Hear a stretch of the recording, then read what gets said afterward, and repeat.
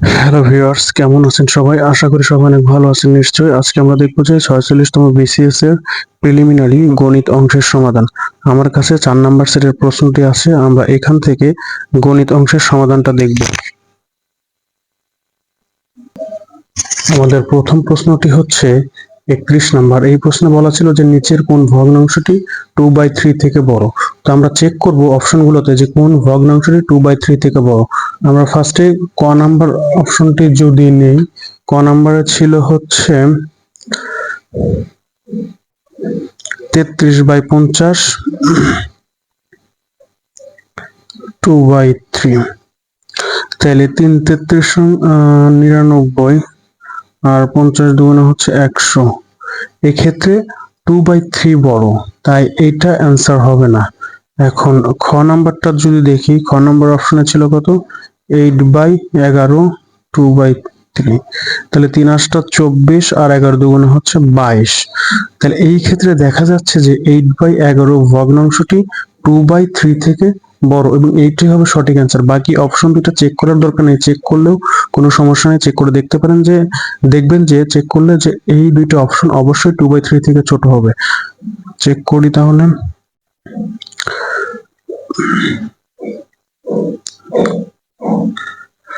তাহলে গ নাম্বারে ছিল 3/5 2/3, 3 তিরিক্ষা 9, 5 দুগুণা 10। এখানেও 2/3 বড়। ঘ নাম্বারে ছিল হচ্ছে 13/27 2/3, 3 13 39, 27 দুগুণা 54। এখানেও 2/3 বড়। সুতরাং এই ক, গ, ঘ তিনটা অপশনের একটাও 2/3 থেকে বড় নয়। মানে ক, গ, ঘ অপশনে 2/3 টাই বড়। তাহলে সঠিক অ্যান্সার হচ্ছে খ, অর্থাৎ 8/11 ভগ্নাংশটি 2/3 থেকে বড়, 2/3 থেকে বড়। 8/11 ভগ্নাংশটি 2/3 থেকে বড়। আমরা এখন চলে যাচ্ছি পরের প্রশ্নে। পরের প্রশ্নটা হচ্ছে 32 নাম্বার। 32 নাম্বার প্রশ্নে বলা আছে যে বার্ষিক 5% হার মুনাফায় 400 টাকার 2 বছরের চক্রবৃদ্ধি মূলধন কত? তাহলে কি কি দেওয়া আছে আমরা সেই অনুযায়ী প্রশ্নটা লিখব। আমাদের কাছে দেওয়া আছে হচ্ছে বার্ষিক 5% হার মুনাফায় 400 টাকায় 2 বছরের চক্রবৃদ্ধি মূলধন কত? তাহলে চক্রবৃদ্ধি মূলধনের আমরা একটা সূত্র জানি। চক্রবৃদ্ধি মূলধনের আমরা একটা সূত্র জানি। চক্রবৃদ্ধি মূলধন সি সমান সমান পি ইন্টু 1 প্লাস আর এর উপরে এন। তাহলে কি কি দেওয়া আছে? বার্ষিক 5% হার মুনাফায়, তাহলে আর সমান সমান 5% মানে হচ্ছে 5/100। আসল পি সমান সমান হচ্ছে 400 টাকা, আর সময় এন সমান হচ্ছে 2 বছর। তাইলে সি সমান সমান ডাইরেক্ট মানগুলো এখন আমাদের সূত্রে বসিয়ে দেব।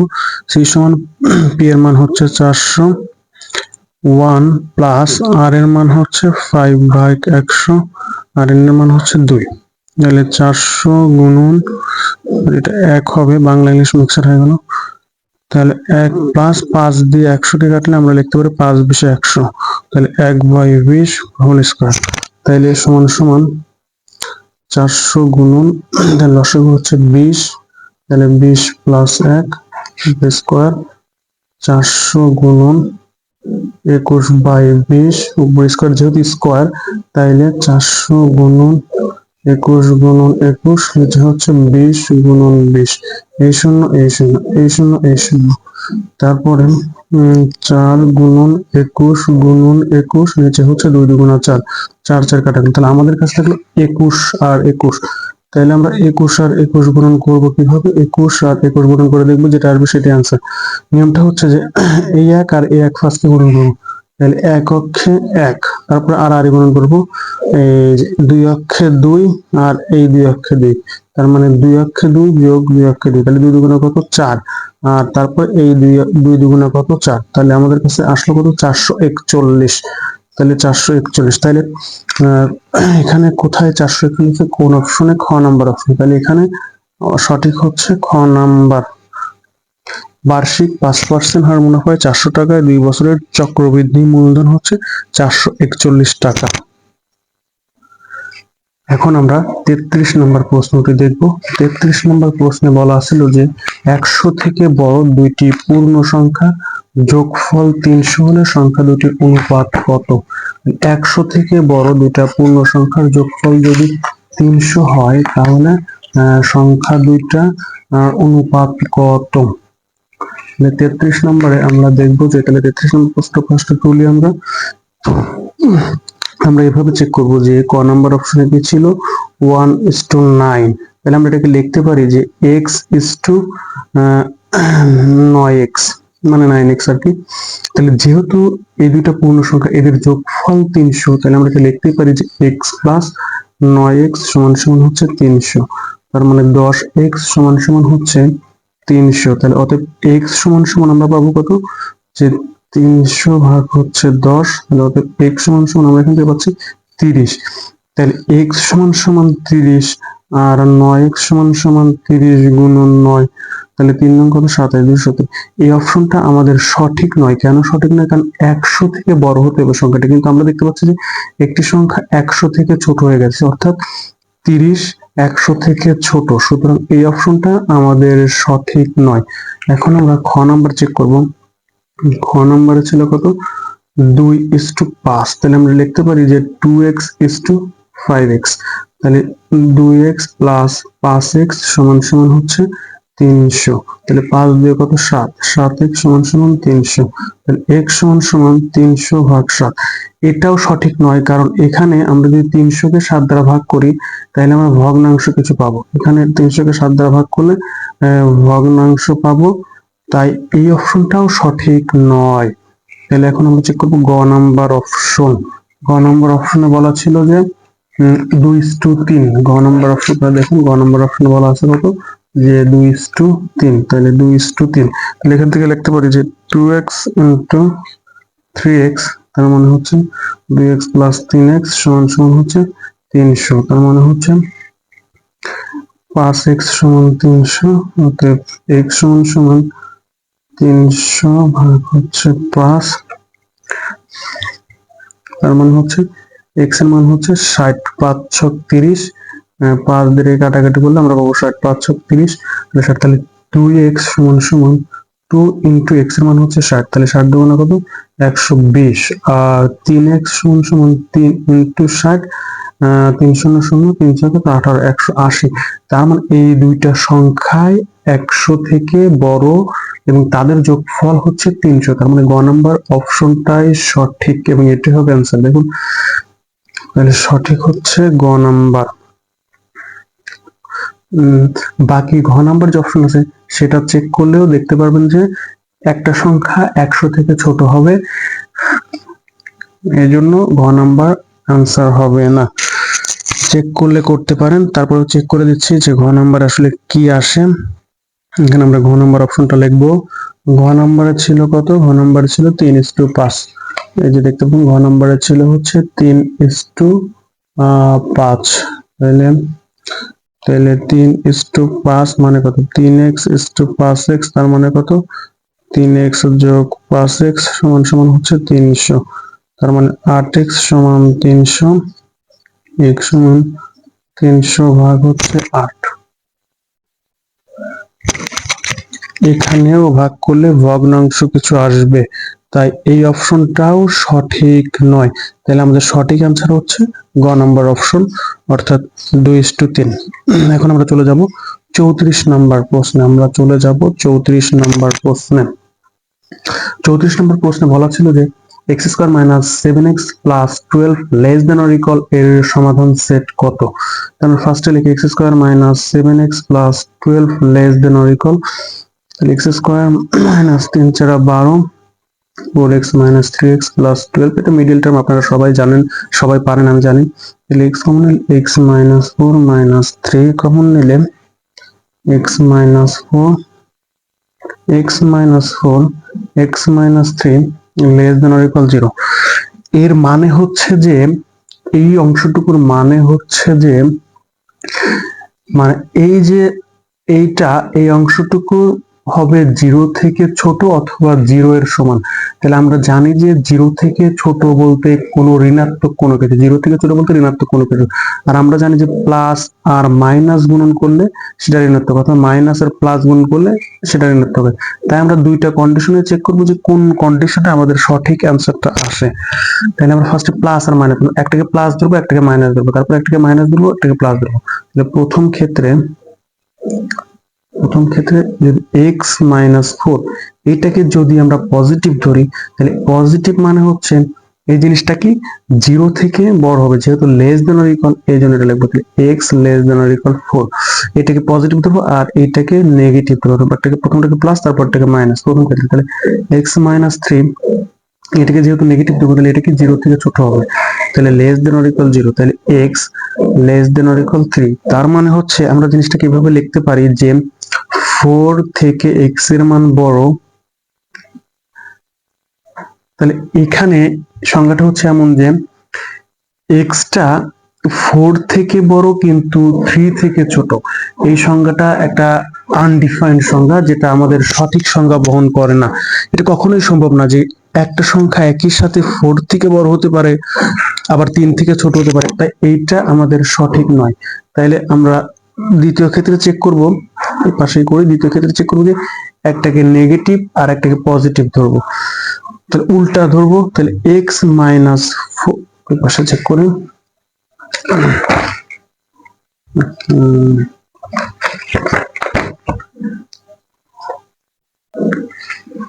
এখানে লিখবো যে দ্বিতীয় ক্ষেত্রে তাহলে একটা মাইনাস আর একটা প্লাস ধরবো। তাহলে প্রথমটাকে যদি মাইনাস ধরে, যেটা ছিল x-4, এটাকে যদি নেগেটিভ ধরে তাহলে এই জিনিসটা অবশ্যই 0 থেকে ছোট হবে। তাই আমরা লিখবো x-4 less than or equal 0, তাহলে x less than or equal 4। আর একটা ছিল x-3, এটাকে আমরা পজিটিভ ধরেছি তাই গ্রেটার দেন অর ইকুয়াল 0, তাহলে x greater than or equal 3।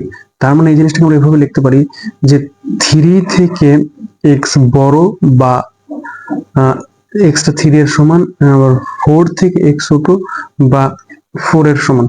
এটা আমাদের সঠিক সংজ্ঞা বহন করে, মানে x এর মান 3 থেকে বড় বা 3 এর সমান, অথবা x এর মান 3 থেকে বড় বা সমান, বা x এর মান 4 থেকে ছোট বা 4 এর সমান। তাহলে এইটা আমাদের সঠিক সংজ্ঞা বহন করে। আমরা মনে রাখবো যে লেস দেন অর ইকুয়াল থাকার কারণে থার্ড ব্র্যাকেট ইউজ করব। এখানে x এর মান দুইটাই হতে পারে, 3ও হতে পারে 4ও হতে পারে, আবার 3 আর 4 এর মাঝে যত সংখ্যা আছে সবগুলো x এর মান। আর আমরা খেয়াল রাখবো যে লেস দেন অর ইকুয়াল থাকলে আমরা থার্ড ব্র্যাকেট ইউজ করব, এই জন্য অ্যান্সারটা হবে থার্ড ব্র্যাকেট 3,4। তাহলে এইটা কোন অপশনে আছে? এইটা আছে আমাদের গ নাম্বার অপশনে। তাহলে সঠিক হচ্ছে গ নাম্বার অপশন। এখন আমরা দেখবো 35 নম্বর প্রশ্নটি। 35 নম্বর প্রশ্নে বলা ছিল আচ্ছা কি কি দেওয়া আছে এই জিনিসগুলো আমরা একটু লিখে নিই, যে X square plus Y square plus Z square সমান 2, আর X Y plus Y Z plus Z X সমান 1।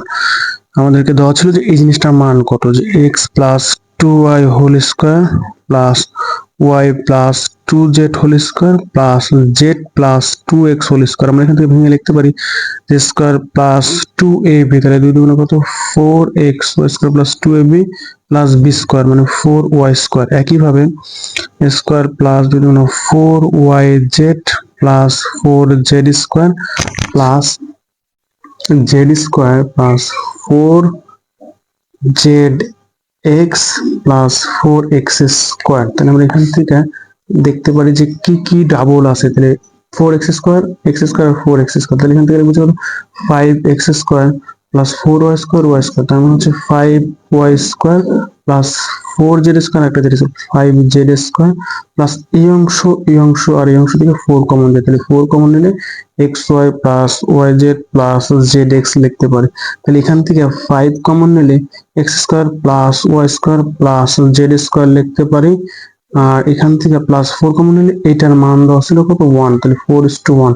5 এই অংশটার মান দেওয়া আছে হচ্ছে 2, তাহলে 5:2 প্লাস 4:1, তার মানে হচ্ছে 5 দুগুণা 10 প্লাস হচ্ছে 4, 10 প্লাস 4 সমান হচ্ছে 14। তাহলে 14 কয় নাম্বার অপশন আছে? ঘ নাম্বার। তাহলে সঠিক হচ্ছে ঘ নাম্বার অপশন। এখন আমরা চলে যাব 36 নাম্বার প্রশ্নে। 36 নাম্বার প্রশ্নে, তাহলে 36 নাম্বার প্রশ্নে বলা ছিল কি যে দুইটা সমীকরণ দিয়েছে, দুইটা সমীকরণ থেকে এক্স আর ওয়াই এর মান কত আমাদের কাছ থেকে সেটা চেয়েছে। তাহলে 36 নাম্বার আমরা লিখতে পারি যে 3x মাইনাস ওয়াই সমান সমান 3, এটাকে নাম দিলাম সমান সমান 3। তাহলে এখান থেকে লেখা আছে 3x minus y minus 3 is equals to 0, এটাকে নাম দিলাম 1 নম্বর সমীকরণ। পরের সমীকরণটা ছিল 5x প্লাস ওয়াই সমান সমান হচ্ছে 21, 5x plus y minus 21 is equals to 0, এটাকে নাম দিলাম 2 নম্বর সমীকরণ।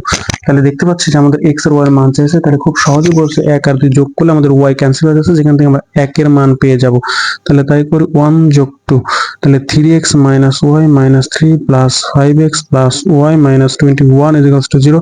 তাহলে এখান থেকে y y ক্যান্সেল, তাহলে 5 3 কত 8, তাহলে 8x আর 21 আর 3 24, তাহলে ওই পাশে 24, তাহলে x সমান সমান 24/8, এটাকে কাটাকাটি করলে x সমান সমান 24/8 কাটাকাটি করলে 3 8 24।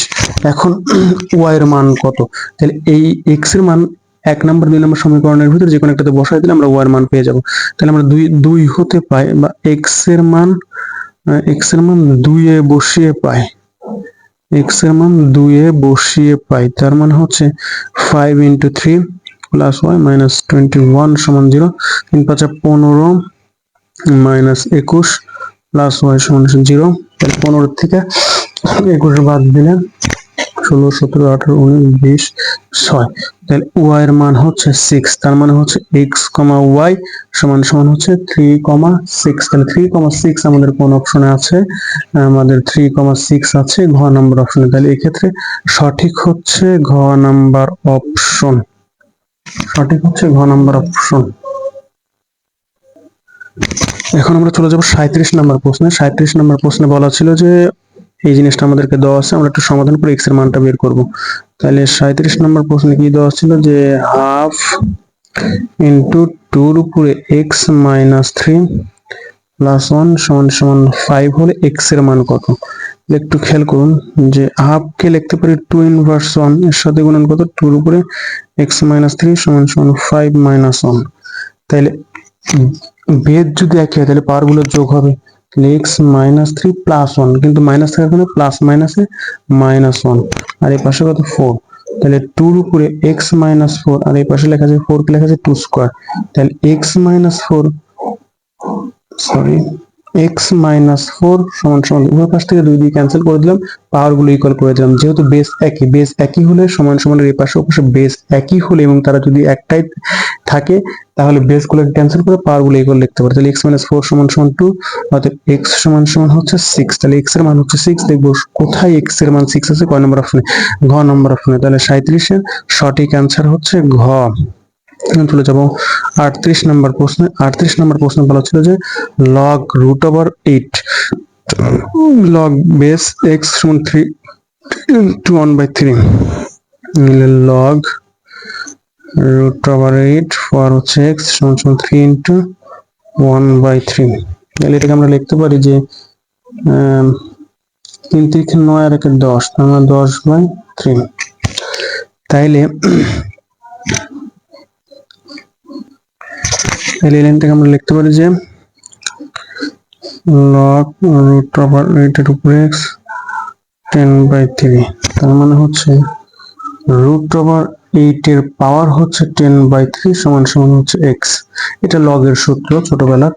তাহলে 8 এর উপরে হাফ ইন্টু 10/3 সমান সমান হচ্ছে x। তাহলে 2 দিয়ে 10 কে কাটলে কত 5, তার মানে 8 এর উপরে 5/3 সমান সমান x। আবার 8 কে লেখা যায় 2 এর উপরে 3, তার পাওয়ার হচ্ছে 5/3, তাহলে এখান থেকে সমান সমান x। তাহলে 3 3 কাটাকাটি করলে আমরা পাই x সমান 2 এর উপরে 5, আর 2 এর উপরে 5 মানে হচ্ছে 2 2 4 4 2 8 8 2 16 16 32। তাহলে দেখবো যে কয় নাম্বার অপশনে আমাদের 32 আছে, কয় নাম্বার অপশন সেটাই হচ্ছে অ্যান্সার। 32 আছে হচ্ছে এখানে ক নাম্বার অপশনে। তাহলে সঠিক হচ্ছে ক নাম্বার অপশন, সঠিক হচ্ছে ক নাম্বার অপশন। এটা ছিল আমাদের 38 নম্বর প্রশ্ন। আচ্ছা, আমরা 37 দেখছি, 38 দেখছি, এখন দেখব 39 নম্বর। 39 নম্বরে বলা ছিল যে 1 থেকে বড় 1000-এর মধ্যে কতগুলো সংখ্যা আছে যারা 16 দ্বারা বিভাজ্য কিন্তু 30 দ্বারা বিভাজ্য, 16 দ্বারা বিভাজ্য নয় কিন্তু 30 দ্বারা বিভাজ্য। 1 হতে বড় 1000-এর মধ্যে কতগুলো সংখ্যা আছে যারা 16 দ্বারা বিভাজ্য নয় কিন্তু 30 দ্বারা বিভাজ্য। আমাদের ফার্স্ট কাজ হচ্ছে 1000-কে 30 দ্বারা ভাগ করব, দেখবো কত আসে। তাহলে 1000 ভাগ 30, যেটা আসবে সেটাই হচ্ছে আমাদের তাহলে 33 হচ্ছে 90,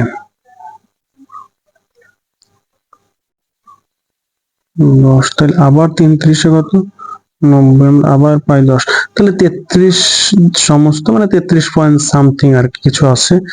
তাইলে 1 থেকে 1000 এর মধ্যে 33 দ্বারা বিভাজ্য সংখ্যা হচ্ছে 30টি। 1 থেকে 1000 এর মধ্যে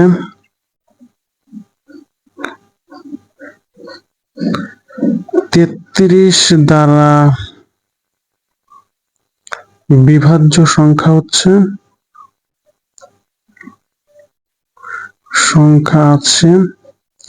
1 থেকে 100 এর মধ্যে 30 দ্বারা বিভাজ্য সংখ্যা আছে মোট 33টি। এখন বলছে 30 দ্বারা বিভাজ্য কিন্তু 16 দ্বারা বিভাজ্য নয়। তাইলে আমরা 1000-কে 16 দ্বারাও ভাগ করে দিই, কতগুলো 16 দ্বারা বিভাজ্য হয়। তাহলে 16 ভাগ, ফার্স্টে দেখবো যে 16 দ্বারা কতগুলো বিভাজ্য।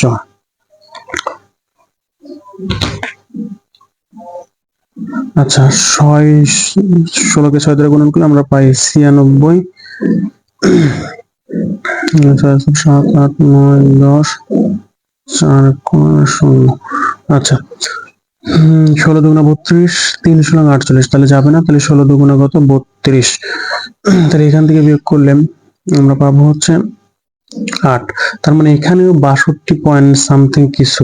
তার মানে হচ্ছে 1 থেকে 1000 এর মধ্যে 30 দ্বারা বিভাজ্য, 1 থেকে 1000 এর মধ্যে 30 দ্বারা বিভাজ্য সংখ্যা আছে 33টি, আর 1 থেকে 1000 এর মধ্যে 16 দ্বারা বিভাজ্য সংখ্যা আছে 62টি। কিন্তু আমাদের প্রশ্নে বলা ছিল যে 1 থেকে 1000 এর মধ্যে কতগুলো সংখ্যা আছে যারা 16 দ্বারা বিভাজ্য নয় কিন্তু 30 দ্বারা বিভাজ্য। তাহলে আমরা বাদ দিয়ে দেবো 62 থেকে 33, তাইলে আমরা বুঝতে পারবো যে যতগুলো সংখ্যা থাকবে ততগুলো 30 দ্বারা বিভাজ্য হবে এবং 16 দ্বারা বিভাজ্য নয়। তাহলে 3 আছে কত, পারবো 4, 5, 6, 7, 8, 9, 10, 11, 12, 9, হাতে আমার 1, 3 আর 1 4, 4 এর 6, 4, 5, 6, 2। তার মানে অ্যান্সার হচ্ছে 29। অর্থাৎ 1 থেকে বড় 1000 এর মধ্যে কতগুলো সংখ্যা আছে যারা 16 দ্বারা বিভাজ্য নয় কিন্তু 30 দ্বারা বিভাজ্য। তাহলে মোট সংখ্যা হচ্ছে 29। এখন দেখবো কোথায় কয় নম্বর অপশন 29 আছে। মানে এখানে আমরা দেখতে পাচ্ছি যে 33, 35 আদি, অর্থাৎ আমাদের অপশনে 29 নেই। তার মানে এই প্রশ্নটি সঠিক নয়, মানে অপশন নেই তার মানে অ্যান্সার নেই, প্রশ্নে অ্যান্সার নেই। প্রশ্ন সঠিক কিন্তু প্রশ্নে অ্যান্সার নেই, অ্যান্সার হচ্ছে 29। তাহলে এখন আমরা চলে যাব 40 নাম্বার সমাধানে।